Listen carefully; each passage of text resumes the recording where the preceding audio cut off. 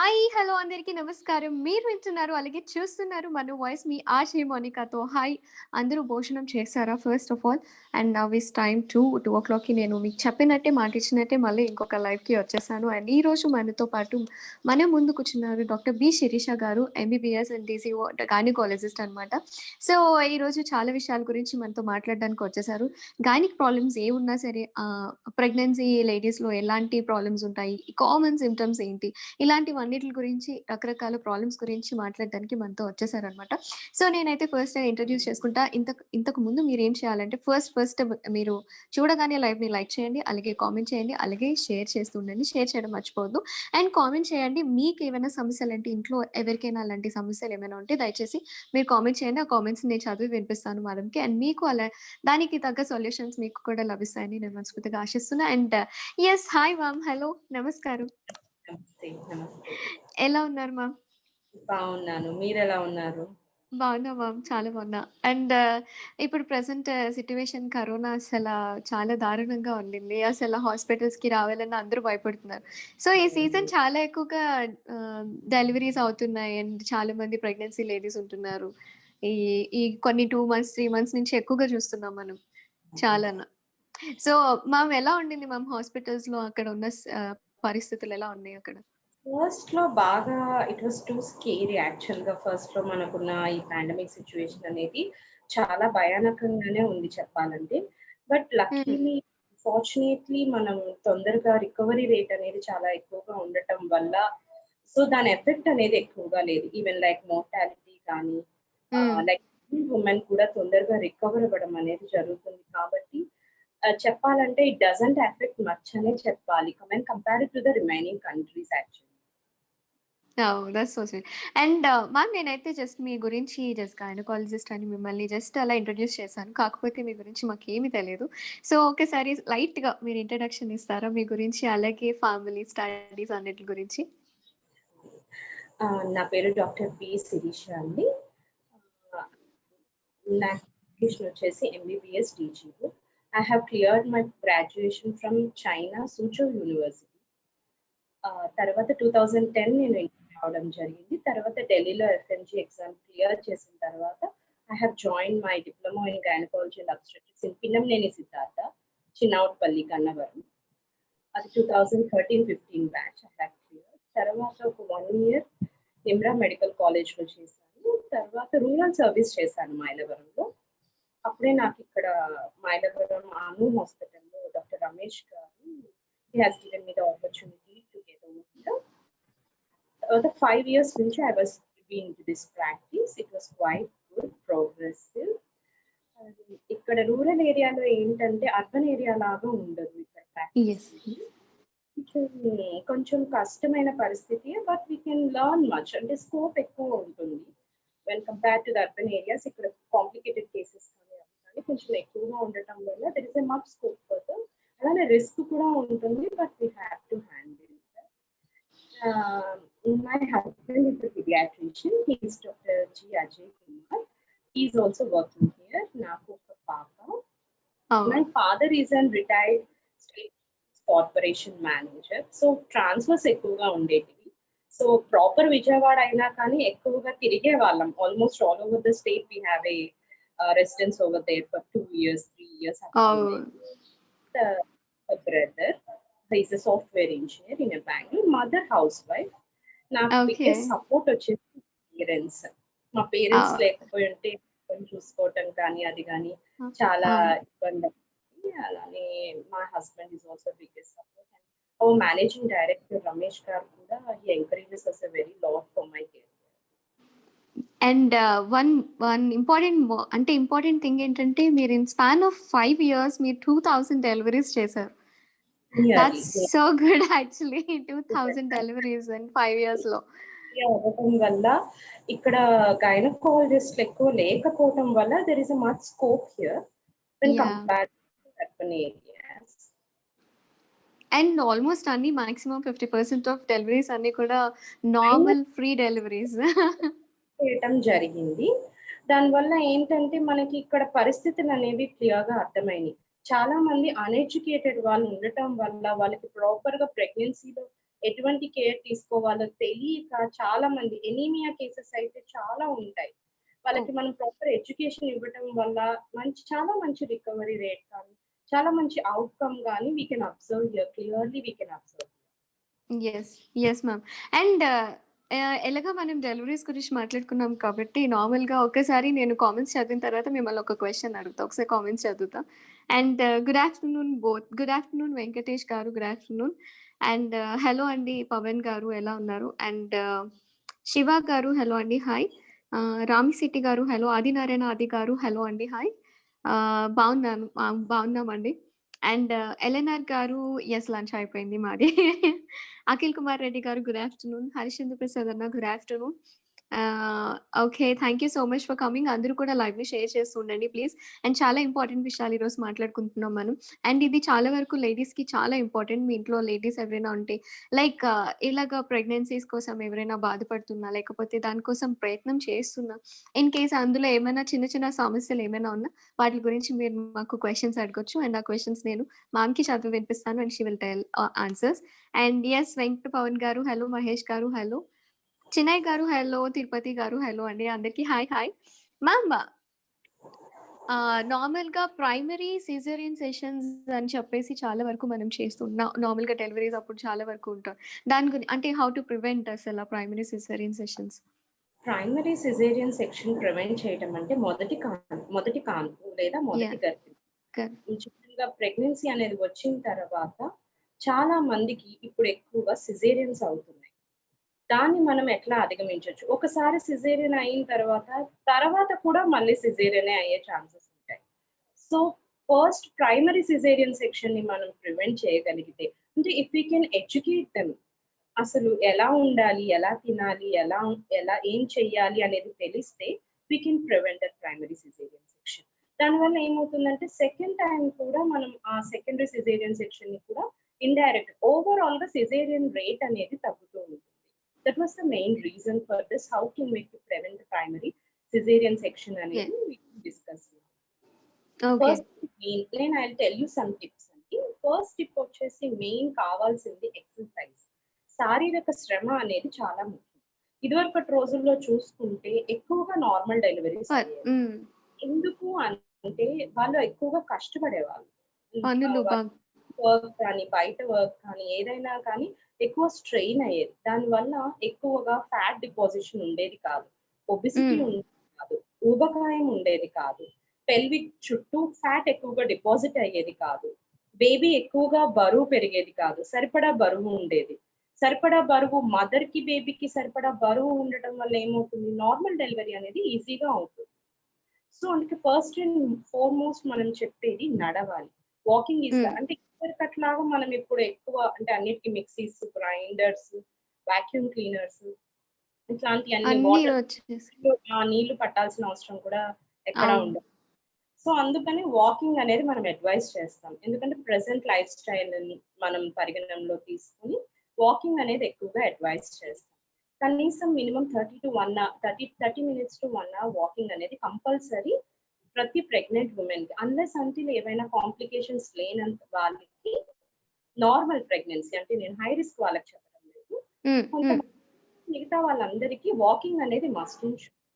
Walking వల్ల ఏమవుతుంది అంటే, ఎక్కువ ఒబెసిటీ అనేది రాదు. బ్లడ్ సర్క్యులేషన్ అనేది ఇంప్రూవ్ అవుతుంది. మెటబాలిక్ రేట్ అనేది పెరుగుతుంది. హెల్తీ వెయిట్ గెయిన్ అనేది ఉంటుంది. దానివల్ల మనకి డెలివరీ అప్పుడు అలానే గ్రావిటీ పెరుగుతుంది. బేబీకి టువర్డ్స్ పెల్విస్ అనేది గ్రావిటీ పెరుగుతుంది. తొందరగా తల అనేది కిందకి ఎంగేజ్ అవుతుంది. దానివల్ల హ్మ్. పెయిన్స్ అనేటివి కరెక్ట్ టైంకి వచ్చి నార్మల్ డెలివరీ అయ్యే ఛాన్సెస్ ఎక్కువగా ఉంటాయి. అందుకనే ఫస్ట్ అండ్ ఫార్‌మోస్ట్ మనం చెప్పేది వాకింగ్ కంపల్సరీ చేయాలి. అట్‌లీస్ట్ 1 అవర్ అనేది కంపల్సరీ వాకింగ్ అనేది చేయాలి. అలానే యాహ్! ప్లెంటీ వాటర్ తీసుకోవాలి. వాటర్ అనేది హైడ్రేషన్ అనేది బాడీకి చాలా చాలా చాలా చాలా ఇంపార్టెంట్. అట్‌లీస్ట్ 3-4 లీటర్స్ వాటర్ అనేది ఎవ్రీ ప్రెగ్నెంట్ లేడీ కన్జ్యూమ్ చేయాలి. హ్మ్. దానివల్ల ఏమవుతుంది బిడ్డకి ఆరోగ్యంగా ఉంటుంది. రక్త సరఫరా అనేది సరిపడా ఉంటుంది. యాంటీ ఆక్సిడెంట్స్ ఏవైనా సప్లిమెంట్ అవుతుంది. ఫ్రీ రాడికల్స్ అంటే మన బాడీలో ఏమైనా కెమికల్స్ కానీ, టాక్సిన్స్ కానీ, పొల్యూటెంట్స్ కానీ ఏమైనా ఉంటే అవి ఎలిమినేట్ అయిపోతాయి. బేబీకి సరిపడా ఉమ్మనీరు అనేది ఉంటుంది. డెలివరీ అప్పుడు బాడీ అనేది ప్రిపేర్ అవుతుంది. ఎడిక్వేట్ హ్మ్. హైడ్రేషన్ ఉండటం వల్ల నార్మల్ డెలివరీకి బాడీ అనేది కరెక్ట్ గా ప్రిపేర్ అవుతుంది. సో హ్మ్. ఎడిక్వేట్ చాలా చాలా ఇంపార్టెంట్. అందుకని compulsory 3-4 litres water pregnant women consume చేస్తే మంచిది. అంటే వామిటింగ్స్ ఉంటాయి ఫస్ట్ 3 మంత్స్ ఇట్లాంటి కంప్లైంట్స్ ఉంటాయి. అట్లాంటి వాళ్ళకి ఏంటంటే కొంచెం లేట్ ట్రైమిస్టర్, సెకండ్ ట్రైమిస్టర్‌లో 5th మంత్, 6th మంత్ వచ్చిన తర్వాత అయినా they have to take the adequate water అని నేను చెప్తాను. థర్డ్ వచ్చేసి ఓకే. మోరల్ సపోర్ట్ అనేది కావాలి. అంటే ఫ్యామిలీ నుంచి చక్కగా సపోర్ట్ ఉండాలి. అన్నెసెసరీ స్ట్రెస్ ఉండకూడదు. ఏవో ఒక గొడవలు, చికాకులు ఇవన్నీ మనసులో పెట్టుకోవటం వల్ల కూడా ఈ స్ట్రెస్ అనేది కూడా ప్రెగ్నెంట్ ఉమెన్ పైన చాలా ప్రభావం చూపిస్తుంది. అందుకనే మదర్ అనేది చాలా హెల్తీగా, హ్యాపీగా, ఆరోగ్యంగా ఉండాలి. దానికి ఫ్యామిలీ సపోర్ట్ ఈవెన్ హస్బెండ్ కానీ, పేరెంట్స్ కానీ, ఇన్‌లాస్ కానీ, సరౌండింగ్ ఎన్విరాన్మెంట్ కానీ, లేదా వర్కింగ్ ప్రొఫెషన్‌లో ఉండే ఎన్విరాన్మెంట్ కానీ చాలా కంఫర్టబుల్‌గా, ప్లెజెంట్‌గా ఉండాలి. దానివల్ల ఏంటంటే అవును. ఒత్తిడి తగ్గి మదర్ చాలా హెల్తీగా ఉంటుంది. And we have to prepare the women అన్నమాట. చాలా మందికి అపోహలు ఉంటాయి. అమ్మో! నొప్పులు బాగా వస్తాయి, తట్టుకోలేము, మన వల్ల కాదు, బిడ్డ సడెన్‌గా ఇరుక్కుపోతుంది. ఇలాంటి భయాలతో రావటమే అమ్మో! మా వల్ల కాదు, మేము తట్టుకోలేము అని సిజేరియన్ చేయించుకునే వాళ్ళు చాలా మంది ఉన్నారు. ఈవెన్ ద ఉంటున్నారు. అవును. మెన్ కూడా. మనం ఆ భయాన్ని ముందు తొలగించాలి. We have to give an adequate counselling regarding the delivery and its process అన్నమాట. వాళ్ళకి ఎప్పుడైతే అది తెలుస్తుందో, దాన్ని ఒక పెద్ద భూతద్దంలో పెట్టి చూడటం అనేది మానేస్తారు. అలానే బ్యాలెన్స్‌డ్ డైట్ అనేది తీసుకోవాలి. ఇప్పుడు చాలా మంది ఏంటంటే ఇదివరకటి కన్నా కూడా ఎక్కువ ఈ జంక్ ఫుడ్ కానీ, కార్బోహైడ్రేట్స్ కానీ, స్వీట్స్ కానీ, రిఫైన్డ్ ప్రాసెస్డ్ షుగర్స్ కానీ ఎక్కువగా కన్జ్యూమ్ చేస్తారు. అది హ్మ్. గారాబం ఒక పిల్ల, ఇద్దరు పిల్లలు 1 ఆర్ 2 ఉండడం వల్ల కూడా ఎక్కువగా ఫీడ్ చేస్తారు. దానివల్ల అవును. ఒబెసిటీ అనేది బాగా వచ్చేస్తుంది. అంటే కొవ్వు అనేది బాగా పేరుకుపోతుంది. దానివల్ల కూడా సరిగ్గా టైంకి దిగకపోవటము, మదర్ స్ట్రెయిన్ చేయలేకపోవటం, లేదా జెస్టేషనల్ డయాబెటిస్ రావటము, ఫిడల్ ఎడిమా వచ్చేయటము, ప్రీ ఎక్లాంప్షియా అంటే బీపీ వచ్చే సిట్యుయేషన్ రావటము, ఇట్లాంటి కాంప్లికేషన్స్ అన్నీ వస్తాయి. లేదా సబ్ క్లినికల్ హైపోథైరాయిడిజం రావడం. వీటి వల్ల కూడా మనకి ఎక్కువగా సిజేరియన్ అయ్యే ఛాన్సెస్ ఉంటాయి. అందుకు మనం we have to educate the pregnant women from the prior. ముందు నుంచి కూడా మనం ప్రాపర్ ఎడ్యుకేషన్ ఇవ్వగలిగితే we can prevent the caesarean section. Balanced diet అంటే కార్బోహైడ్రేట్స్ తగ్గించాలండి. కాంప్లెక్స్ కార్బోహైడ్రేట్స్ తీసుకోవాలి. సింపుల్ కార్బోహైడ్రేట్స్ తగ్గించాలి. తగ్గించి ప్రోటీన్ డైట్ అనేది ఎక్కువగా తీసుకోవాలి. అన్ని సమతుల్య ఆహారం అని అంటారు కదా! హ్మ్. అవును. సమతుల్య ఆహారం తీసుకోవాలి. ఒకటేసారి ఎక్కువ తినలేకపోతే కొంచెం కొంచెం ఎక్కువ సార్లు ప్రిఫర్ చేయటం మంచిది. అలానే అడిక్వేట్ స్లీప్ ఉండాలి. మంచి స్లీప్ ఉండాలి. రెస్ట్‌లెస్‌నెస్ కూడా పేషెంట్‌కి అన్నెసెసరీ స్ట్రెస్ కాజ్ చేసి కూడా కాంప్లికేషన్స్ వచ్చే సిట్యుయేషన్స్ చాలా ఉన్నాయి. సో, వి హావ్ టు మనం ఈ 5 జాగ్రత్తగా తీసుకొని, అలానే ఇది లైక్ డెలివరీ టైమ్‌లో కూడా కొన్ని ఎక్సర్‌సైజెస్ అనేటివి చేసుకోవాలి. అంటే ఇప్పుడు ఓకే. బటర్‌ఫ్లై కానీ, స్క్వాట్స్ కానీ, pelvic floor muscle strengthening exercises కానీ, ఇవి కూడా ప్రాక్టీస్ చేయటం వల్ల ఏమవుతుందంటే, తొందరగా డెలివరీ అనేది మనకి అయ్యే ఛాన్సెస్ ఉంటాయి. పేషెంట్ బాడీ కూడా ప్రెగ్నెంట్ వుమెన్ బాడీ కూడా ప్రిపేర్ అవుతుంది డెలివరీకి. సో, దానివల్ల యెస్. సో, కాంప్లికేషన్స్ చాలా వరకు అవాయిడ్ చేయొచ్చు. కానీ రక్త పుష్టి చేసే ఆహారం ఎక్కువగా తీసుకోవాలి. మన ఇండియాలో 60-70% of the pregnant women are anaemic. సరిపడా యెస్. రక్తం ఉండదు. Main reason. కనేటప్పుడు ఏంటంటే వాళ్ళకి ఓపిక సరిపోదు. అవును. అడిక్వేట్ బ్లడ్ సప్లై ఉండదు. సర్విక్స్ సరిగ్గా ప్రైమ్ అవ్వదు. డైలటేషన్ రాదు. ఇవి కూడా ఒక రీజన్సే మనకి సిజేరియన్ అయ్యే ఛాన్సెస్. సో, మనం వాళ్ళకి రక్త పుష్టి చేసే ఆహారం ఎక్కువగా తీసుకోమని సజెస్ట్ చేస్తూ ఉంటారు. సో, మనం ఈ 5 టిప్స్ అనేటివి ఫస్ట్ వాకింగ్ అండి మెయిన్. తర్వాత adequate water, family support, counselling, antenatal classes, stress తగ్గించుకోవాలి, ప్లెజెంట్ ఎన్విరాన్మెంట్ ఉండాలి, బ్యాలెన్స్డ్ డైట్ ఉండాలి, ఎక్సర్‌సైజెస్ చేసుకోవాలి. ఇవన్నీ చేసుకుంటే చాలా వరకు 70-80% we can prevent this primary caesarean sections. That's super ma'am.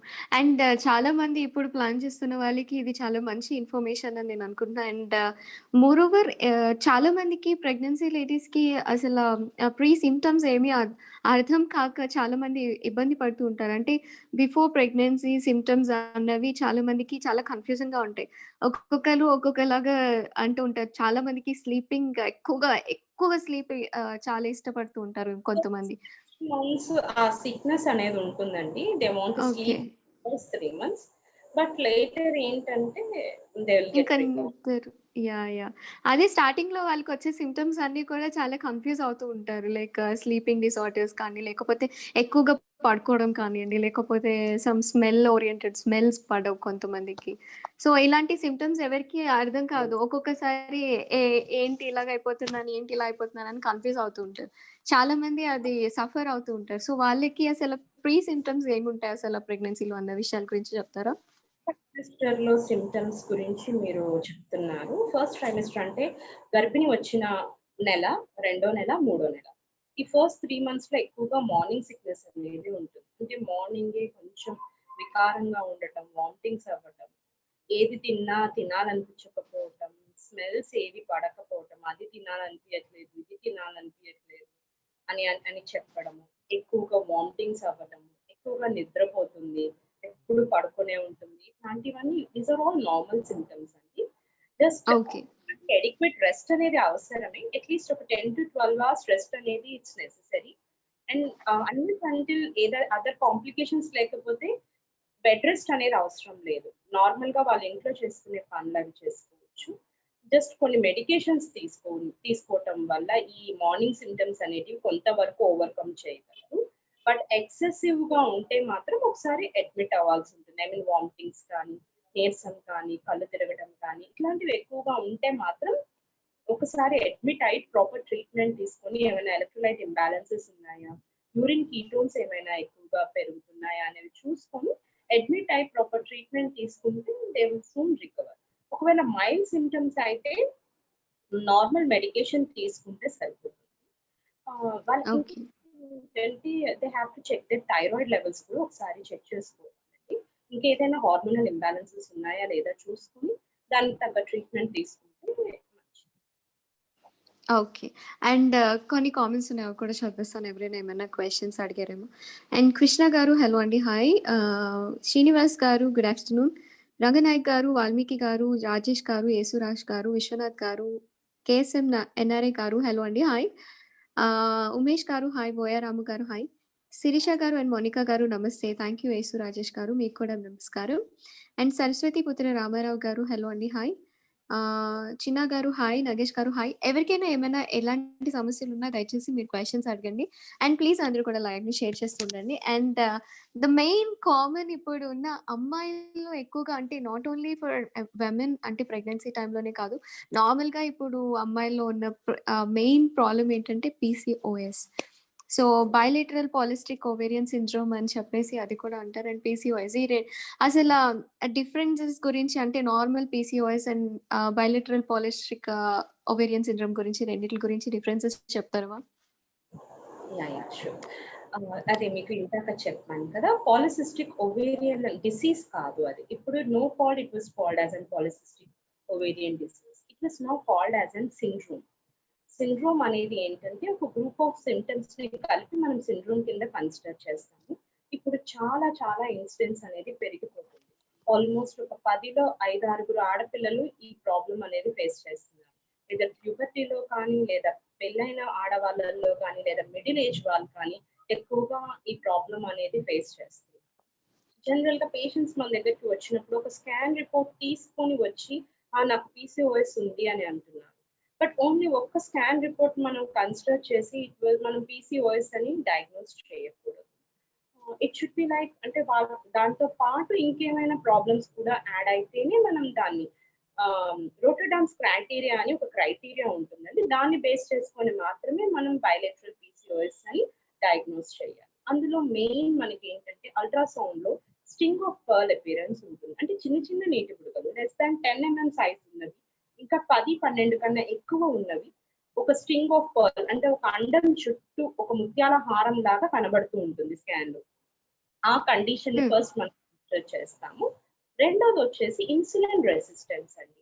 అంటే వీళ్ళకి ఏంటంటే ఈ అధిక ఊబకాయం వల్ల మేల్ హార్మోన్స్ ఎక్కువ అయిపోవటం వల్ల, ఇన్సులిన్ ప్రొడక్షన్ ఎక్కువ అయిపోవటం వల్ల దాని రెసిస్టెన్స్ అనేది వస్తుంది.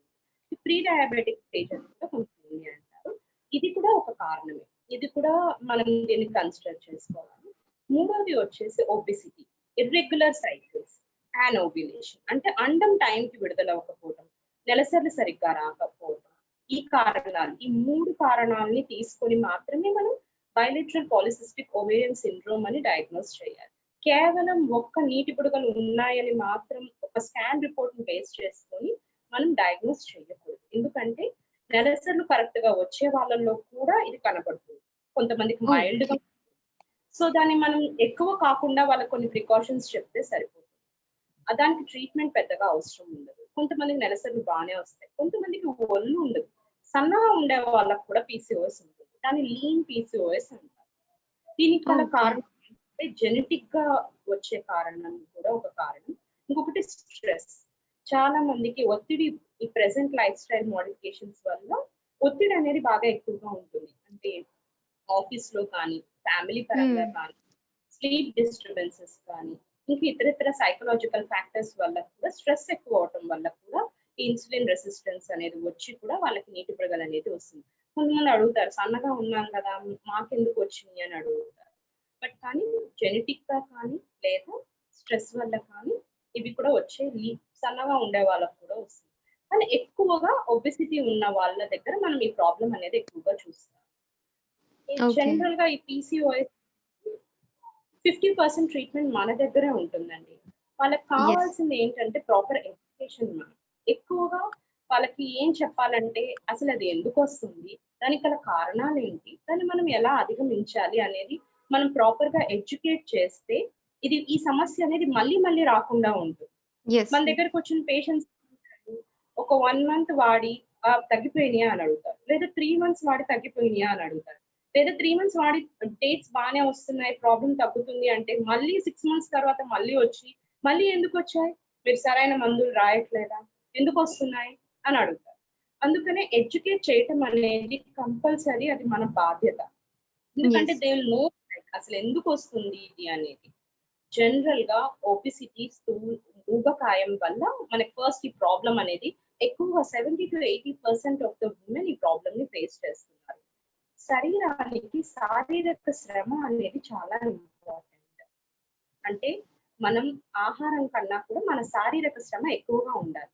అలాంటప్పుడు హ్మ్. మాత్రమే ఒంట్లో ఎక్కడ అనేది తయారవ్వకుండా నార్మల్ మెటబాలిజం అనేది ఉంటుంది. దానివల్ల బాడీలో సరైన హార్మోన్లు సరైన టైంకి ఉత్పత్తి అవుతాయి. అలా ఎప్పుడైతే జరుగుతుందో అండం టైంకి విడుదలవుతుంది. ఎప్పుడైతే అండం టైంకి విడుదలవుతుందో నీటి బుడగలు తయారయ్యే ఛాన్స్ ఎక్కువగా ఉండదు. ఈ విషయం అనేది మనం పేషెంట్ ని ఎడ్యుకేట్ చేసి వాళ్ళని వీలైనంత వరకు ఎక్సర్సైజెస్ కానీ, వాకింగ్ కానీ, మజిల్ స్ట్రెంథెనింగ్ ఎక్సర్సైజెస్ కానీ, వెయిట్ లిఫ్టింగ్ ఎక్సర్సైజెస్ కానీ, లేదా జాగింగ్ కానీ, యోగా కానీ, మెడిటేషన్ కానీ, స్ట్రెస్ తగ్గించుకోవడం కానీ, ఇట్లాంటివి మనం అడ్వైస్ చేయాలి. ఇది కంపల్సరీ చేయాలి. అలానే యెస్. ఆహార పదార్థాల్లో కూడా మార్పులు చేసుకోవాలి. అంటే అధిక కొవ్వు చేరే పదార్థాలు కానీ, కార్బోహైడ్రేట్స్ ఎక్కువగా తీసుకోకుండా ఉండటం వల్ల కూడా మనం దీన్ని కొంతవరకు ఓవర్‌కమ్ చేయొచ్చు. ఇప్పుడు పిల్లలకి గారాబం ఎక్కువైపోయి జంక్ ఫుడ్ ఎక్కువగా యెస్. పెట్టేస్తారు. ఏది అడిగితే అది. ఇంట్లో తినేది కాక మళ్ళీ బయట నుంచి కూడా తీసుకొచ్చి పెడుతున్నారు. లైక్ ఇది స్వీట్స్, కేక్స్, జంక్ అంటే ఇంకా పానీపూరీలు, చాట్‌లు, నూడిల్స్‌లు ఇవన్నీ బయటే బాగా అలవాటయినాయి వాళ్ళకి. షుగర్స్ ఎక్కువగా కన్జ్యూమ్ యెస్. చేస్తున్నారు. యెస్. మనం అది అవాయిడ్ చేయాలి. అది పేరెంట్స్‌కి చెప్పినప్పుడు నచ్చదు. మా అమ్మ ఏం తినదండి అంటారు. మా అమ్మ యాహ్! ఏం తినదండి అది కరెక్ట్ కాదు. అంటే మనం ప్రాపర్‌గా ఎడ్యుకేట్ చేయాలి ఖచ్చితంగా. మేబీ వీళ్ళ ఇంట్లో తినకపోవచ్చు. బయట తినమని డబ్బులవి ఇస్తారు. సో, బయట తింటున్నారు. అది కూడా ఒక కారణమే. సో, మనం అవన్నీ అవాయిడ్ చేయాలి. అలానే స్ట్రెస్ తగ్గించుకోవాలి. ఎడిక్వేట్ వాటర్ తీసుకోవాలి. హైడ్రేషన్ బాగుండాలి.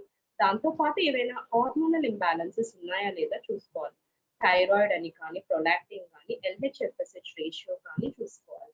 జనరల్‌గా ఈ నీటి బుడగలనేవి కారణం ఎక్కువగా అవ్వడానికి కారణం ఎల్‌హెచ్ అనే హార్మోన్ ఎక్కువగా ఇదవ్వటం వల్ల, స్టిమ్యులేట్ అవ్వటం వల్ల ఎక్కువ ఈస్ట్రోజన్ అండ్ టెస్టోస్టిరాన్ ప్రొడ్యూస్ అవ్వటం వల్ల. మగవాళ్ళలో ఉండే హార్మోన్స్ ఎక్కువగా ఉత్పత్తి అవుతాయి. ఆడవాళ్ళలో కొంత మోతాదులో ఉత్పత్తి అవుతది. అలాంటిది పీసీఓఎస్‌లో ఏమవుతుందంటే దానికి మించి ఎక్కువగా ఉత్పత్తి అవుతుంది. దానివల్లే దానికి అన్‌వాంటెడ్ హెయిర్ అనేది వస్తుంది. అంటే యెస్. ఉండాల్సిన చోట కాకుండా వేరే చోట ఈ హెయిర్ అనేది వస్తుంది. So, counselling is the half of the treatment for the PCOS. So, ముందు మనం ఖచ్చితంగా కౌన్సెలింగ్ అనేది ప్రతి పేరెంట్‌ని, ప్రతి పేషెంట్‌ని ఎడ్యుకేట్ చేయాలి. ఎడ్యుకేట్ చేయటం వల్ల వాళ్ళకి ప్రాబ్లమ్ అనేది తెలుస్తుంది. వాళ్ళు ఎప్పుడైతే ఇది మెయింటైన్ చేస్తారో, అంటే నార్మల్ బిఎంఐ మెయింటైన్ చేస్తారో, సమతుల్య ఆహారం తీసుకుంటారు, అధిక బరువుని అధిగమిస్తారు, స్ట్రెస్‌ని అధిగమిస్తారు, వాళ్ళు తొందరగా ఈ పీసీఓఎస్ నుంచి ఓవర్‌కమ్ అవుతారు. మళ్ళీ మళ్ళీ రాకుండా కూడా దాన్ని మెయింటైన్ చేయగలుగుతారు. యెస్. యెస్. అండ్ మ్యామ్ కొన్ని అంటే ఎవరో కామెంట్స్ చేస్తున్నారు. నేను ఒకసారి అవన్నీ చదువుతా ఉంటాను. దీప గారు హలో అండి. హాయ్. ఎవరైనా questions okay. Good afternoon good afternoon Ramana అన్నయ్య గారు. Thank you so much for coming. Thank you. Yes. నేను లంచ్ చేశాను. నమస్తే మేడం. ప్రెగ్నెంట్ వుమెన్‌కి డెలివరీ డేట్ ఇస్తారు కదా!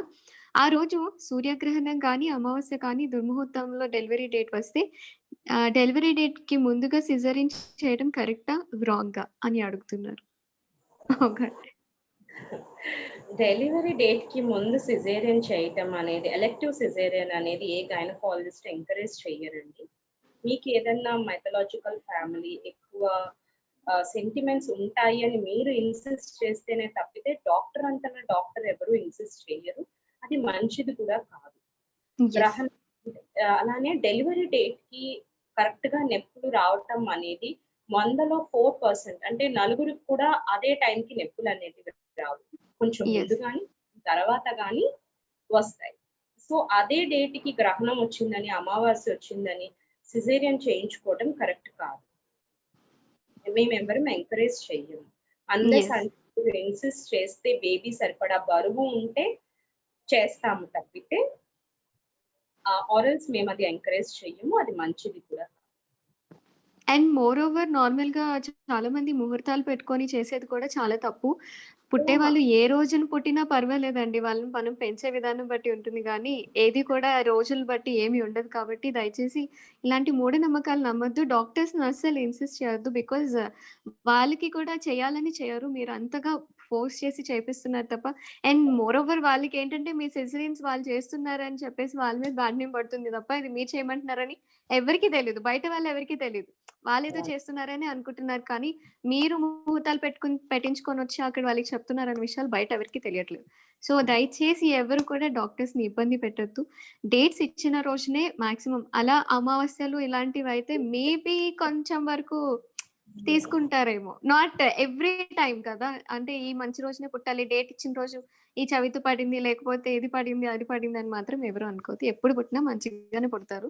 వాళ్ళు హ్యాపీగా వాళ్ళు మనం పెంచే విధానం బట్టే ఉంటది. మనం ఎలా ఉన్నామో వాళ్ళు అలాగే పుడతారు. అంతే తప్ప ఎవరు పెద్ద మేధావులై పుట్టేయరు. దయచేసి అదొక్కసారి గమనించగలరు. సారీ మ్యామ్ మీరేదో చెప్తున్నారు. ఒకసారి చెప్పండి ప్లీజ్. మీరు చెప్పిందే కరెక్ట్ అని చెప్తున్నా. Thank you. Thank you. And అంటే ఈ మధ్య నార్మల్‌గా చాలామంది అంటున్నారనమాట. విమెన్ ఎంపవర్‌మెంట్ గురించి ప్రతి ఒక్కళ్ళు మాట్లాడతారు. విమెన్ గురించి మాట్లాడతారు. వాళ్ళ గురించి మాట్లాడతారు. వీళ్ళ గురించి మాట్లాడతారు. సో, మాట్లాడేటప్పుడు ఏంటంటే అన్నీ మాట్లాడతారు. బట్ ఇలాంటి విషయాలేవి మాట్లాడరు. మనం చేసే తప్పులు, పొరపాట్లు చాలా ఉంటాయి. సో, ఇలాంటి విషయాలుని పక్కన పెట్టేసి వేరే విషయాలు మాట్లాడటం చాలా తప్పు అని నేను అనుకుంటున్నా. సో, దట్స్ వై నేను ప్రతిసారి ఇది ఒకటి నేను మాక్సిమం మెన్షన్ చేస్తూ ఉంటాను. ప్రతి లైవ్‌లో కూడా దయచేసి ఇలాంటివి చేయొద్దు. పుట్టేవాళ్ళు ఎలాగైనా పుడతారు. మంచిగా పుడతారు. హెల్తీగా పుట్టారా లేదా అనేది ఆలోచించాలి గానీ, ఏ రోజు పుట్టాడన్నది ఆలోచించకూడదు. అది మాత్రం గుర్తుపెట్టుకోండి ప్లీజ్ అందరూ కూడా. హాయ్ మోనిక 17వ రోజు పాప పుట్టింది. పాప వెయిట్ 2.8 ఉంది. మదర్ పాలు రావటం లేదు. ఏమైనా సొల్యూషన్ చెప్పగలరా మేడంకి అడగండి. ఓకే. తనకి 17 డేస్ బ్యాక్ ఒక పాప పుట్టింది అంట. సో, పాప వెయిట్ 2.8 ఉంది. మదర్‌కి పాలు రావట్లేదు. మహద్ అలీం గారు అది సిజేరియనా లేకపోతే నార్మల్ డెలివరీనా? నార్మల్ డెలివరీనా? సిజేరియనా అనేది ఒక్కసారి మెన్షన్ చేయరా కిందన ప్లీజ్ ఒకసారి మొహమ్మద్ అలీం గారు. It's not much necessary. జనరల్‌గా పాలు రాకపోవడానికి రీజన్స్ ఏంటి అంటే అడిక్వేట్ ఫుడ్ తీసుకోరు. అలానే ఎడిక్వేట్ వాటర్ తీసుకోరు. అలానే సిజేరియన్ సెక్షన్స్ అయిన వాళ్ళకి ఏంటంటే ఫస్ట్ 3 days పెయిన్స్ ఉండటం వల్ల మదర్ ఒక చోట, బేబీ ఒక చోట ఉంటారు. అంటే బేబీని ఎవరో ఎత్తుకుంటా ఉంటారు. వాళ్ళేదో యాహ్! బాటిల్స్ ఎంకరేజ్ చేస్తూ ఉంటారు. మదర్ పాపం సిజేరియన్ అయిందని రెస్ట్ తీసుకోమని ఎంకరేజ్ చేస్తారు. బేబీని పక్కన పడుకోబెట్టరు. ఈ కారణాల వల్ల ఏంటంటే బ్రెయిన్‌లో సరిపడా హార్మోన్స్ ఆక్సిటోసిన్ కానీ, మిల్క్ రిఫ్లెక్సెస్ కానీ తగ్గిపోతాయి. హ్మ్. అది కూడా ఒక రీజన్. అందుకనే ఎడిక్వేట్ మదర్‌కి, బేబీకి బాండింగ్ అనేది ది మోస్ట్ ఇంపార్టెంట్ థింగ్. పాలు రావాలి అంటే బిడ్డ ఎప్పుడు తల్లి పక్కనే ఉండాలి. తల్లి రొమ్ము ఆనుకునే ఉండాలి. అలానే ఎక్కువ సేపు సక్లింగ్ అనేది ప్రాక్టీస్ చేయాలి. చీకటం అనేది ఎక్కువ సేపు చేయాలి. డైలీ మనం ఏమంటారు ఒక 5 నిమిషాలు ఇచ్చి రావట్లేదని పక్కన పెట్టేసామండి. బాటిల్ ఫీడ్స్ ఎంకరేజ్ చేస్తున్నామండి అంటారు. అది హ్మ్. కరెక్ట్ హ్మ్. కాదు. ఎక్కువ సేపు పాలు అనేది రొమ్ముకి అలవాటు చేయాలి. కనీసం ఎవ్రీ 2 అవర్స్‌కి ఒకసారి ఒక హాఫ్ అన్ అవర్ నుంచి 40 మినిట్స్ బేబీకి, మదర్‌కి ఆ బ్రెస్ట్, నిప్పుల్ ఏరియాలో మొత్తం నోట్లో పట్టేటట్టు సక్కింగ్ చేయటం అనేది అలవాటు చేయించాలి. అంటే చీకడం అనేది అలవాటు చేయించాలి. అది ఎక్కువ అలవాటు చేయటం వల్ల మదర్‌కి కూడా బ్రెయిన్ నుంచి స్టిమ్యులస్ వస్తుంది. దానివల్ల హ్మ్. ఆక్సిటోసిన్ రిలీజ్ అయ్యి మిల్క్ అనేది లెట్ రిఫ్లెక్స్ కరెక్ట్ టైంకి ఇది వస్తూ ఉంటుంది. అప్పుడు మిల్క్ ప్రొడక్షన్ కూడా ఎక్కువవుతుంది. అలానే ఫుడ్ ఓకే. సరిగ్గా పెట్టరు. సాయంత్రం పూట తినకూడదు, పొట్టొచ్చేస్తది, ఒళ్ళొచ్చేస్తది అని ఒక్క పూటే పెడతారు. ఎడిక్వేట్ ఫుడ్ ఉంటేనే ఎడిక్వేట్ పాలు అనేటివి వస్తాయి. చాలా మందికి యెస్. తెలీదు. ప్రెగ్నెన్సీలో కన్నా కూడా లాక్టేషన్‌లో ఫుడ్ ఎక్కువ తీసుకోవాలి. 350-500 క్యాలరీస్ ఎక్కువగా లాక్టేషన్‌లో ఎక్కువగా తీసుకోవాలి. కానీ ఇక్కడ చాలా మంది ఏం చేస్తారంటే ఒక్క పూటే ఇస్తారు. హ్మ్. భోజనం పెడతారు. సాయంత్రం పూట భోజనం పెట్టరు. ఏదో జస్ట్ ఒక బ్రెడ్డో, ఒక ఇడ్లీయో ఏదో అలా లిమిటెడ్‌గా పెడతారు. అడిక్వేట్ ఫుడ్ లేకపోయినా పాలు రావు. అలానే వాటర్ ఎక్కువగా తీసుకోవాలి. చాలా మందికి అపోహలుంటాయి. నీళ్లు తాగితే కుట్లు చీలిపోస్తాయి. హ్మ్. పొట్టొచ్చేస్తది. ఒళ్ళు నీరొచ్చేస్తది. బరువు తగ్గరు. ఇట్లాంటి అపోహలుంటాయి. అవన్నీ ఇట్స్ జస్ట్ ఎ మిత్స్ అండి. వాటర్ అనేది చాలా చాలా ఇంపార్టెంట్. కనీసం 4-5 లీటర్స్ వాటర్ అనేది కంపల్సరీ తీసుకోవాలి. అడిక్వేట్ హైడ్రేషన్ ఉండటం వల్ల కూడా పాలు మంచిగా వస్తాయి. అలానే ఆహారంలో ఎలాంటి ఆహారం తీసుకోవడం వల్ల పాలొస్తాయో ఇప్పుడు నేను మీకు చెప్తాను. హ్మ్. గార్లిక్, వెల్లుల్లి ఎక్కువగా తీసుకోవచ్చండి. వెల్లుల్లి ఎక్కువ తీసుకోవడం వల్ల పాలొస్తాయి. ఓట్స్ తెలుసు కదా! Oats yes. కూడా హ్మ్. తీసుకుంటే పాలు ఎక్కువగా వస్తాయి. అలానే మెంతి ఆకులు, మెంతులు హ్మ్. ఎక్కువగా తీసుకోవడం వల్ల పాలొస్తాయి. సోంఫ్ అంటారు కదా! Fennel seeds. యెస్. సోంఫ్ టీలో వేసినా, లేకపోతే సోంఫ్ నానబెట్టి నీళ్లు తాగినా మంచిగా వస్తాయి. అలానే పాలు 2 పూట్ల తీసుకోవటం వల్ల కూడా మంచిగా పాలొస్తాయి. అలానే కూరగాయలు, ఆకుకూరలు ఎక్కువగా తీసుకోవాలి. అయి పాలకూర, తోటకూర ఎక్కువగా తీసుకోవటం వల్ల కూడా పాలు ఎక్కువగా ఉత్పత్తి అవుతూ ఉంటాయి. ఫ్రూట్స్ కూడా తీసుకోవటం వల్ల పాలు ఎక్కువగా వస్తాయి. రైస్ ఎక్కువగా తీసుకోవటం వల్ల వస్తాయి. కార్బోహైడ్రేట్స్ అంటే బ్రెడ్ కానీ, హోల్ వీట్ కానీ ఇవి ఎక్కువగా తీసుకోవటం వల్ల కూడా పాలొస్తాయి. రా పపాయ తినటం వల్ల కూడా పాలెక్కువగా వస్తాయి. సో, రాపప్పాయ? ఇట్లాంటివన్నీ మనం ఇంప్రూవ్ చేసుకుంటే అంటే మీరెప్పుడు లా పచ్చి పపాయతో కూర చేస్తారు కదండీ! ఓకే. ఓకే. ఆహ్, ఆహా! ఓకే. ఓకే. దాంట్లో బొప్పాస్కాయ దాంతో పచ్చడి, అవునవును. కూరలు అవి చేస్తారు. వాటి వల్ల కూడా ఓకే. పాలెక్కువగా వస్తాయి. Okay. Okay. That's nice ma'am.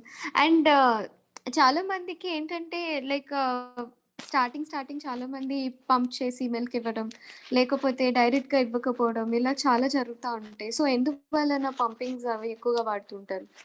కూడా అంతే. వాళ్ళకి ఎలా ఫీడ్ చేయాలి అనేది అవేర్‌నెస్ లేకపోవటం వల్ల, చాలా సేపు మిల్క్ ఎక్స్‌ప్రెస్ చేయకపోవటం వల్ల గడ్డలు కట్టుతాయి రొమ్ములు. దానివల్ల ఓకే. ఏంటంటే ఎక్స్‌ప్రెస్ చేయాల్సొస్తది. ఎక్స్‌ప్రెస్ చేసేటప్పుడు వాళ్ళకి పెయిన్ ఎక్కువగా వస్తుంది. అందుకే ఈ బ్రెస్ట్ పంప్స్ కానీ, ఆర్టిఫిషియల్ మెథడ్స్ కానీ ఎక్కువగా ప్రిఫర్ చేస్తూ ఉంటారు. అది కాకుండా మనం డెలివరీ అయిన ఫస్ట్ డే నుంచి కూడా బేబీకి, మదర్‌కి ఆ బాండింగ్ అనేది మనం ఇంప్లిమెంట్ చేయగలిగితే అట్లాంటి ఇబ్బందులు రాకుండా ఉంటాయి. అట్లానే కొంతమందికి రిట్రాక్టెడ్ నిప్పుల్ ఉంటుంది. అంటే నిప్పుల్ అనేది లోపలికి వెళ్ళిపోయి ఉంటుంది. వాళ్ళకేంటంటే హ్మ్. బేబీకి పట్టడానికి సరిపడా పొజిషన్ అనేది రాదు. దాని వల్ల కూడా వాళ్ళు ఇబ్బంది పడుతూ ఉంటారు. లోపల మిల్క్ ఉంటుంది కానీ బయటికి రాదు.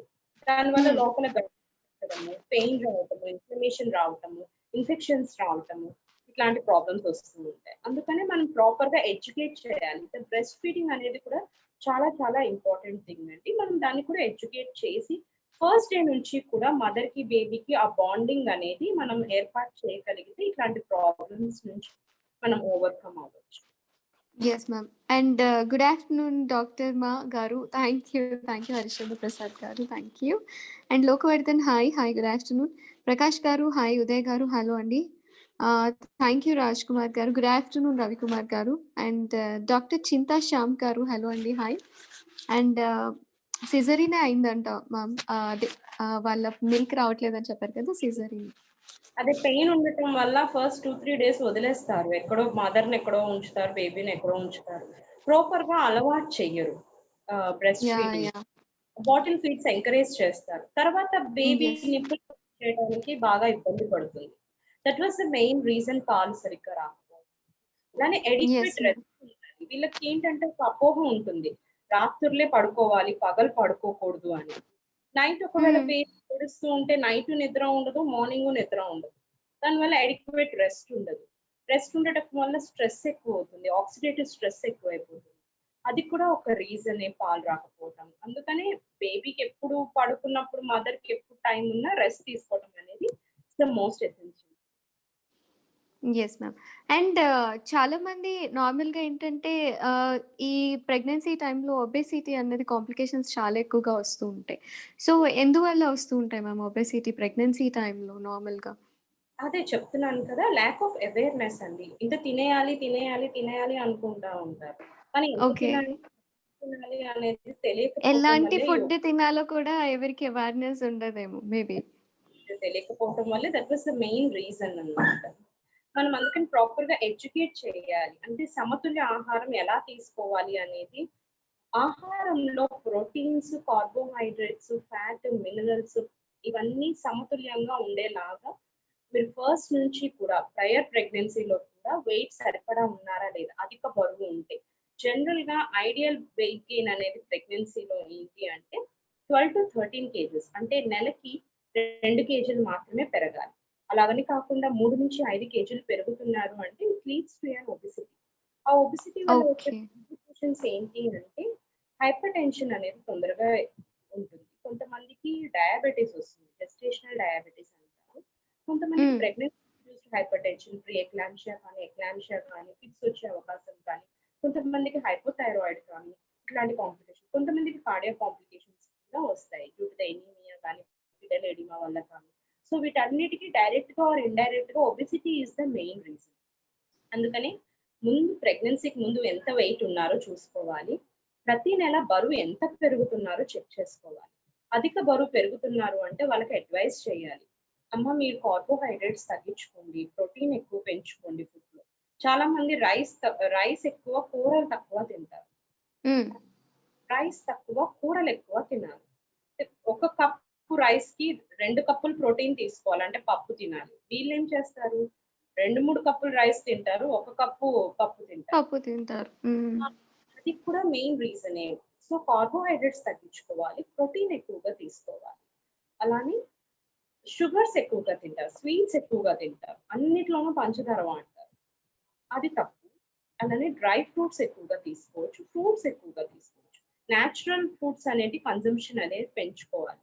ఈ ప్రాసెస్డ్ ఫుడ్స్ కానీ, ఆర్టిఫిషియల్ ఇవి కానీ తగ్గించుకుంటే చాలా మంచిది. కానీ ఆల్రెడీ ఒబీస్‌గా ఉన్న వాళ్ళు నెలకి 1 కేజీ లేదా కేజీన్నర మాత్రమే పెరగాలి. ఓకే. ఎక్కువ వెయిట్ ఉన్నవాళ్ళు 3 కేజీస్ వరకు పెరగొచ్చు.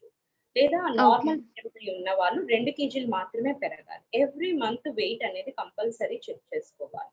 చెక్ చేసుకొని దానికి తగ్గ డాక్టర్ దగ్గర కన్సల్ట్ అయ్యి, ఎలాంటి డైట్ తీసుకోవాలి ఏంటి అనేది కన్సల్ట్ అయ్యి ప్రాపర్‌గా ఫాలో అప్ చేసుకుంటూ ఉంటే ఆ ఒబెసిటీని మనం ఓవర్‌కమ్ చేయొచ్చు. లేదు అంటే we will land up in these complications. అలానే ఓకే. డెలివరీ కూడా చాలా చాలా చాలా కష్టమైపోతదండి వాళ్ళకి. ఏమవుతుందంటే ఈ పెల్విక్ ఫ్లోర్ చుట్టూ, ఈ మజిల్స్ చుట్టూ కింద అంతా నడుము భాగానంతా కొవ్వు పేరుకుంటుంది. దానివల్ల ఏంటంటే తల కిందకి దిగదు. పెల్విస్‌లో ఎంగేజ్ అవ్వదు. ద్వారం సరిగ్గా టైంకి ఓపెన్ అవ్వదు. వీళ్ళు కనేటప్పుడు బాడీ సహకరించదు నార్మల్ డెలివరీకి. సో, ఇట్లాంటి కాంప్లికేషన్స్ అన్నీ కూడా వస్తాయి. ఎక్కువగా సిజేరియన్ అయ్యే ఛాన్సెస్ ఉంటాయి. సో మనం అవన్నీ ప్రివెంట్ చేయాలి అంటే ఖచ్చితంగా వెయిట్ అనేది ఎట్లా ఉంటుంది అనేది మానిటర్ చేసుకుంటూ ఉంటాం. అలానే definite. Baby wait ideal weight 2.5 to 3.5 ఉంటేనే నార్మల్ అయ్యే ఛాన్సెస్ ఎక్కువగా ఉంటాయండి. బేబీ వెయిట్ ఇంకా పెరుగుతుంది అంటే 3.5 కేజీలు దాటి 4 కేజీల వరకు వస్తుంది అంటే చాలా కష్టం. అంటే వాళ్ళకి డెలివరీ ప్రాసెస్ అనేది చాలా కష్టంగా ఉంటుందన్నమాట. వాళ్ళు పెయిన్స్ కానీ, ఇవి కానీ చాలా ఇబ్బంది పడుతూ తీసుకోవాల్సిన పరిస్థితి ఉంటుంది. సో, దాన్ని కూడా మనం కన్సిడర్ చేసి వాళ్ళని ప్రాపర్‌గా కౌన్సిల్ చేయాలి. Yes ma'am. అండ్ హలో అండి అనిల్ గారు. హలో. థాంక్ యూ చెప్పండి మేడం. మేడంకి నా తరపున మోనికా గారు అని చెప్పారు. మొహమ్మద్ అలీం గారు. ఇందాకలా పాలు గురించి అడిగారు కదా! మిల్క్ రావట్లేదు అని తను. థాంక్ యూ అండి అలీం గారు. Thank you so much. Please దయచేసి బేబీని అండ్ మదర్‌ని కూడా దగ్గర చేసి వాళ్ళ బాండింగ్‌ని పెంచండి. అండ్ దానివల్ల మేడం చెప్పిన చిన్న చిన్న టిప్స్ పాటించడం వల్ల ఏంటంటే, ఇద్దరు కూడా చాలా హెల్తీగా అండ్ హ్యాపీగా ఉంటారు. ఇంకా కొన్నాళ్ళ వరకు వాళ్ళిద్దరిని కూడా దగ్గర ఉంచడం మంచిది చాలా వరకును. ప్లీజ్ దయచేసి దగ్గర ఉంచండి. అండ్ మ్యామ్ చాలామంది and this is something related to some pregnant women's చాలామంది క్వెషన్స్ ఏంటంటే తర్వాత మనకి డెలివరీ అయిన తర్వాత స్ట్రెచ్ మార్క్స్ ఉండకూడదు. ఇది ఒకటి అందరికీ ఉన్న మెయిన్ ఒక థింగ్ అనమాట. ఏంటంటే పొట్ట మీద స్ట్రెచ్ మార్క్స్ వచ్చేస్తాయి. ఆ స్ట్రెచ్ మార్క్స్ మనకి కాకూడదు. అంటే దానికి ఏం చేయాలి? సో చాలామంది బయో ఆయిల్స్ అని ఇలా అని అది ఇది అని చెప్పి చాలా వాడుతూ ఉంటారు. స్టార్టింగ్ నుంచి అంటే లైక్ ఒక సెవెంత్ మంత్ అలా స్టార్ట్ అయిన దగ్గర నుంచి వాడుతా ఉంటారు. సో ఆహ్, అంటే దానికి నార్మల్‌గా మనం స్ట్రెచ్ మార్క్స్ రాకుండా ఉండడానికి ఏం చేయొచ్చు నార్మల్‌గా? అది కామన్ నాకు తెలిసి 100% అది స్ట్రెచ్ అవుతది కాబట్టి ఆబ్వియస్‌లీ స్ట్రెచ్ మార్క్స్ అనేవి వస్తాయేమో. స్ట్రెచ్ మార్క్స్‌ని రిమూవ్ చేయటం అనేది ఇట్స్ ఇంపాసిబుల్. ముందు యెస్. అది బ్రెయిన్‌లో నుంచి తీసేయండి. నాకు కంపల్సరీ వద్దు స్ట్రెచ్ మార్క్స్ అంటారు. అనేవి ఏర్పడవు. అది ఖచ్చితంగా ఏర్పడతాయండి. బట్ కానీ మనం దాన్ని కొంతవరకు అంటే ఒక యెస్. 25-30% అనేది వాటి ఇంటెన్సిటీని తగ్గించుకోవచ్చు. ఎట్లా అంటే చెప్తున్నాను కదా! ఫస్ట్ నుంచి చూడండి బాగా ఎక్సర్‌సైజ్ చేసే వుమెన్‌కి కొల్లాజెన్ బిల్డప్ అవుతుంది. ఆ ఎలాస్టిసిటీ అనేది మెయింటైన్ అవుతుంది. అందుకని పోస్ట్ పార్టమ్ కానీ లేదా ప్రీనేటల్ కానీ వాళ్ళు ప్రాపర్ ఎక్సర్‌సైజెస్ కానీ, వాకింగ్ కానీ, ప్రాపర్ హైడ్రేషన్ కానీ, మంచి ఫైబర్ ఉన్న కంటెంట్ ఉన్న ఫుడ్ తీసుకోవటం వల్ల కూడా ఆ స్ట్రెచ్ మార్క్స్ ఎక్కువ మరి ఓవర్‌గా కొన్ని జెనెటిక్‌గా ఉంటాయి. మనం దాన్ని ప్రివెంట్ హ్మ్. చేయలేము. ప్రాపర్ మాయిశ్చరైజర్ కానీ, బయో ఆయిల్ కానీ ఆర్ కొన్ని స్ట్రెచ్‌నింగ్ మార్క్స్ కానీ కొంతవరకు హెల్ప్ చేస్తాయి. కొన్ని హ్మ్. యాంటీ స్ట్రెచ్ మార్కెట్‌లో అవైలబుల్‌గా ఉన్నాయి. అవి ఏంటంటే on the day of conception అంటే గర్భిణి వచ్చిన రోజు నుంచి రాస్తేనే మీకు కొంత డిఫరెన్స్ కనిపిస్తుంది. అస్సలు రాకుండా అనేది మాత్రం ఇట్స్ ఇంపాసిబుల్ ఉండదు. అండి. It's yeah! చాలా మంది వచ్చిన అంటే చాలా మంది డాక్టర్స్ దగ్గరికి వెళ్ళినప్పుడు స్ట్రెచ్ మార్క్స్ వస్తాయేమోనండి. స్ట్రెచ్ మార్క్స్‌ని ఎలాగా మేము క్యూర్ చేసుకోవాలి? నెక్స్ట్ ఈ స్ట్రెచ్ మార్క్స్ కనపడకుండా ఉంటే ఉండడం ఎలాగా తయారు చేసుకోవాలని చాలా మంది అడుగుతా ఉంటారు. బట్ ఇట్స్ ఇంపాసిబుల్ అని వాళ్ళకి తెలుసు అండ్ డాక్టర్స్ కూడా సజెస్ట్ చేస్తారు. బట్ కానీ కొంతవరకు అయితే ప్రివెంట్ చేయగలం కానీ నాట్ కంప్లీట్‌లీ. సో కంప్లీట్‌గా కాదు మాకొద్దు అని అనుకుంటారు. దానికి చాలా మంది ట్రీట్మెంట్స్ కూడా తీసుకుంటారు. Stretch yeah! మార్క్ రిమూవల్స్ అని చెప్పేసి చాలా ట్రీట్మెంట్స్ కూడా తీసుకుంటున్నారు. దానివల్ల కూడా సైడ్ ఎఫెక్ట్స్ ఉంటాయని డాక్టర్స్ చెప్తున్నారు.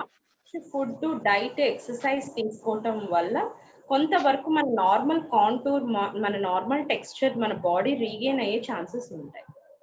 ఓకే. ఓకే.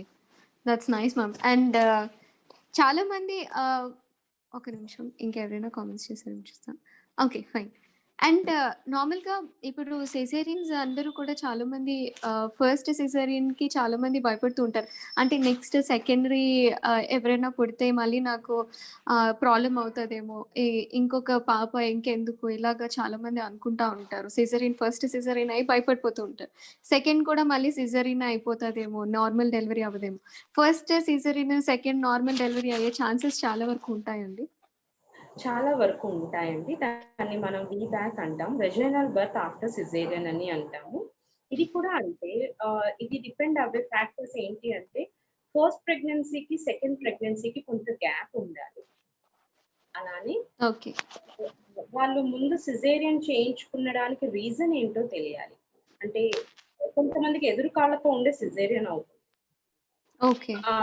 అంటే కొంతమందికి నొప్పులు సరిగ్గా రాక లేదా ద్వారం తెరుచుకోక తల కిందకి దిగకపోవటం వల్ల సిజేరియన్ అవుతుంది. హ్మ్. అట్లాంటి ఇబ్బందులు ఉన్న వాళ్ళకి తర్వాత కూడా ఖచ్చితంగా సిజేరియనే అవుతుంది.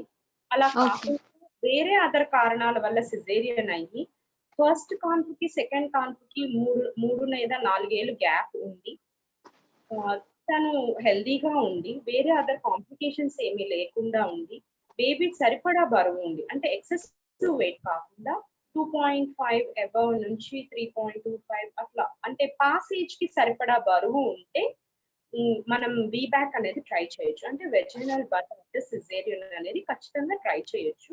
కానీ దానివల్ల కొన్ని కాంప్లికేషన్స్ ఉంటాయని మనం దాన్ని ఎడ్యుకేట్ చేయాలి పేషెంట్‌ని. ఎలాంటి ఓకే. కాంప్లికేషన్స్ వస్తాయంటే, పాత కుట్టు ఏదైతే ఉంటుందో అది స్కార్ అండి. అంటే అతుకు అది. హీల్ అయిపోతుంది. కానీ అతుకు అది. గర్భసంచి ఎప్పుడైతే పెరుగుతుందో బేబీతో పాటు, ఆ స్కార్ అనేది థిన్ అవుతుంది. అంటే పలచబడుతుంది. ఓకే. పెయిన్స్ వచ్చినప్పుడు కొంతమందికి యూనిఫార్మ్‌గా పెయిన్స్ వస్తే డెలివరీ అయిపోతుంది. కొంతమందికి యూనిఫార్మ్‌గా పెయిన్స్ రావు.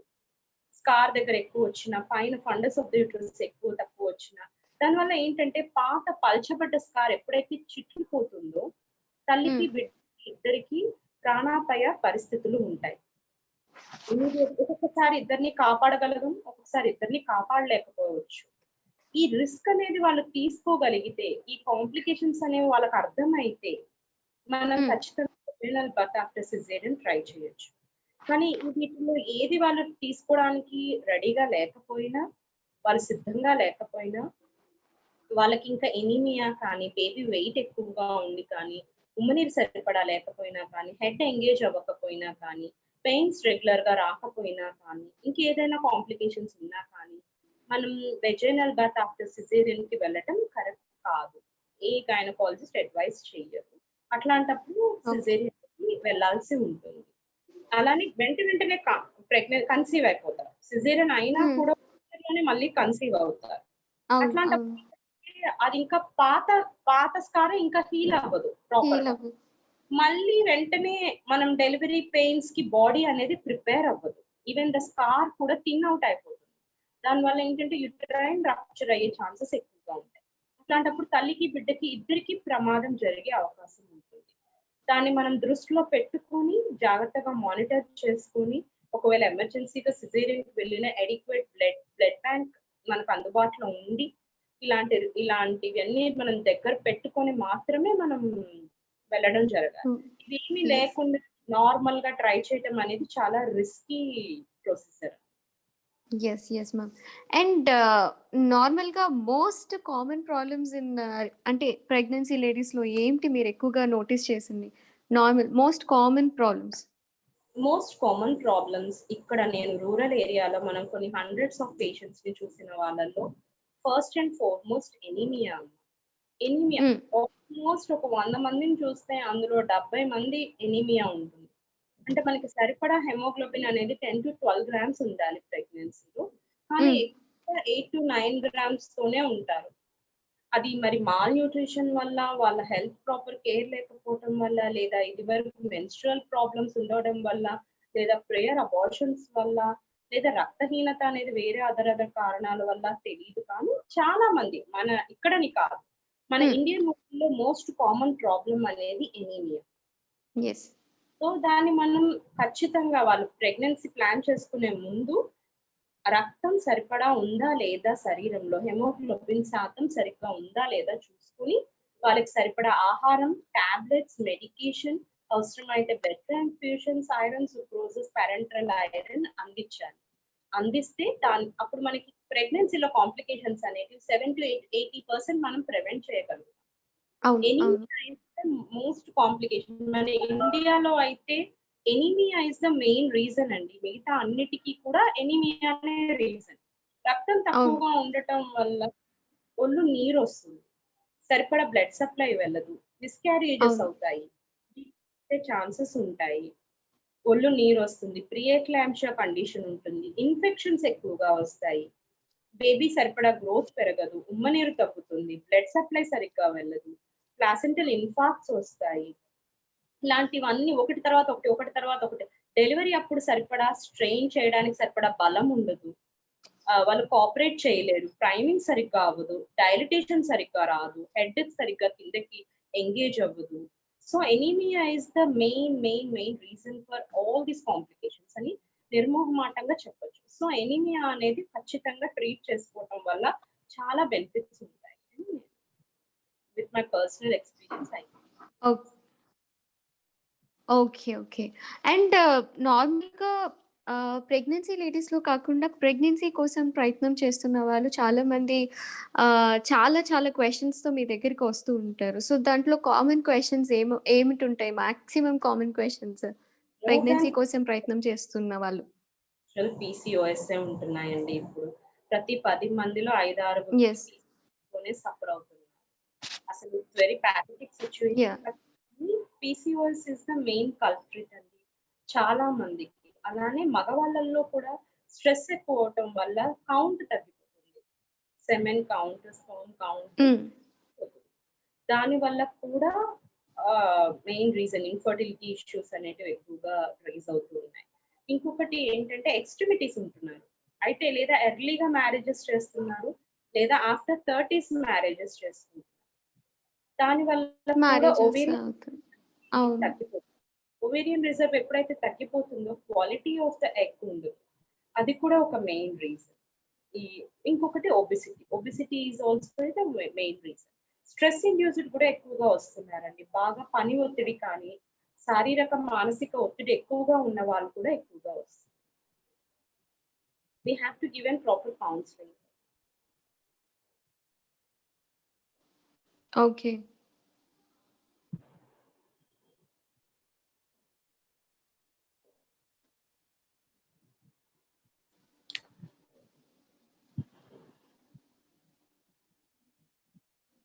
Ma'am okay. ఓకే. ఓకే. ఇప్పుడు ఓకే మ్యామ్. ఇందాకల బ్రేక్ అయింది మీది వీడియో. ఏంటిది? వీడియో బ్రేక్ అయింది మ్యామ్ మీది. ఓకే. ఇప్పుడు కూడా నాట్ విజిబులా? ఇప్పుడు ఓకే. ఇప్పుడు ఓకే. ఇప్పుడు ఓకే మ్యామ్. ఇప్పుడు విజిబుల్. ఓకే.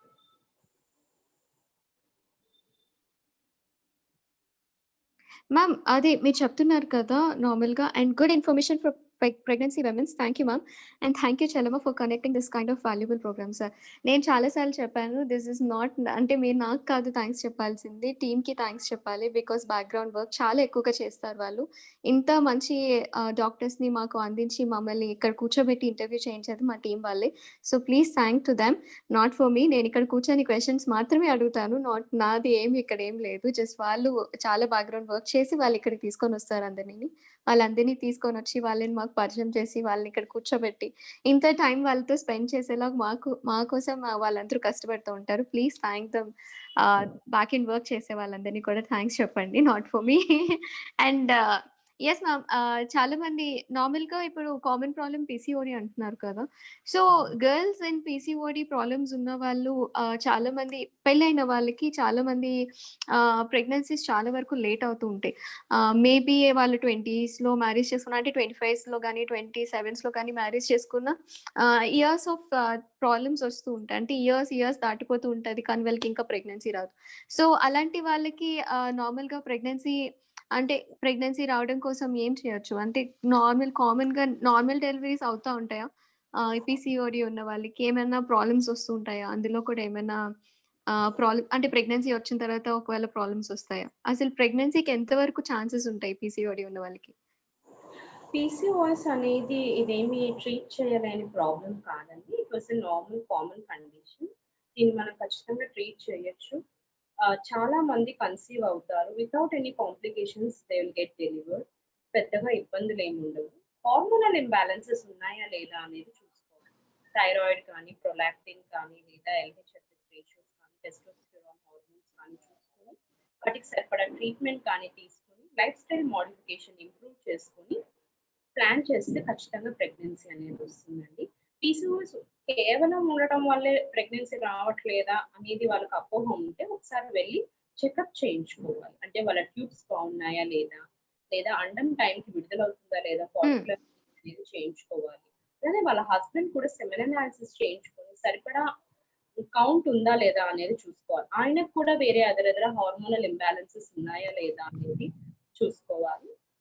అలానే వాళ్ళు ఇంకేమైనా ఇబ్బందులు ఉన్నాయా లేదా అంటే సర్విక్స్ ఎట్లా ఉంది, గర్భసంచి ఎట్లా ఉంది, ఫైబ్రాయిడ్స్ ఏమైనా ఉన్నాయా, ఏమైనా బ్లాక్స్ ఉన్నాయా, పాసేజ్ క్లియర్ గా ఉందా లేదా, ఓవరీస్ హెల్తీగా ఉందా, ఎండోమెట్రియోసిస్ ఏమైనా ఉన్నాయా, ఎడినోమయోసిస్ అనేది ఒక కండిషన్ ఉంటుంది, అట్లాంటివి ఏమైనా ఉన్నాయా లేదా, ఇట్లాంటివన్నీ రూల్ అవుట్ చేసుకోవాలి. అన్ని రూల్ అవుట్ చేసుకుని అన్ని బాగున్నాయా లేదా చూసుకొని ఓన్లీ పీసీఓఎస్ ఒకటే ప్రాబ్లం, వీళ్ళకి మిగతా అన్ని బాగానే ఉన్నాయి అని రూల్ అవుట్ చేసుకుంటే, ప్రాపర్ గా ట్రీట్మెంట్ తీసుకుంటే ఖచ్చితంగా ప్రెగ్నెన్సీ అనేది వస్తుంది.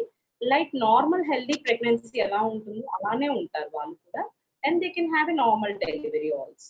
అట్లాంటి ఇబ్బందులు ఏమి ఉండవు. బట్ కానీ పెళ్ళై 3 years, 1 year 3 years అయిన తర్వాత కూడా ప్రెగ్నెన్సీ న్యాచురల్ గా రావట్లేదు అంటే ఖచ్చితంగా ఏదైనా ప్రాబ్లం ఉందో లేదో అనేది ఖచ్చితంగా గైనకాలజిస్ట్ ని కన్సల్ట్ అయ్యి వాళ్ళు ప్రాపర్ ఎవాల్యుయేషన్ అండ్ ట్రీట్మెంట్ తీసుకోవడం compulsory and it's necessary. Okay. And how can we identify obesity at starting time madam అని అడుగుతున్నారు క్వెషన్. స్టార్టింగ్ టైమ్‌లో ఒబెసిటీ ఉన్నదని స్టార్టింగ్ స్టేజ్‌లో ఎలా తెలుసుకోవచ్చు? అది బిఎంఐ ఉంటుందమ్మా. మన హైట్, వెయిట్ ప్రకారం కాలిక్యులేట్ చేసుకోవాలి. Normal BMI, obese, mild obese, moderate and morbid obese ఉంటుంది. దాని మన హైట్‌కి ఎంత వెయిట్ ఉండాలో మనం కాలిక్యులేట్ చేసుకోవచ్చు ఈ బిఎంఐ ద్వారా. మీరు నెట్‌లో సెర్చ్ చేసినా గానీ వస్తుంది. మన హైట్ సెంటీమీటర్స్, మీటర్స్‌లో చూసుకొని మన వెయిట్‌తో మనం దాన్ని కాలిక్యులేట్ చేసుకోవాలి. అందులో నార్మల్ బిఎంఐ రేంజ్ ఇస్తారు. ఆ నార్మల్ బిఎంఐ ప్రకారం మనం కాలిక్యులేట్ చేసుకోవచ్చు. ఒకవేళ నార్మల్ రేంజ్ ఎక్సీడ్ అవుతుంది అంటే మనం ఒబెసిటీలోకి వెళ్తున్నాము అని అర్థం. సో హ్మ్. దాన్ని బట్టి ఎప్పుడైతే ఒబెసిటీలోకి వెళ్తున్నామో ఇప్పుడు మన డైట్ రెస్ట్రిక్ట్ చేయటం కానీ, లేదా మన ఫిజికల్ యాక్టివిటీ పెంచుకోవడం కానీ, స్ట్రెస్ తగ్గించుకోవడం కానీ చేయటం వల్ల మనం we can manage that obesity. Okay. Thanks to money voice. Thank you Ramana అన్నయ్య. And Diya hi.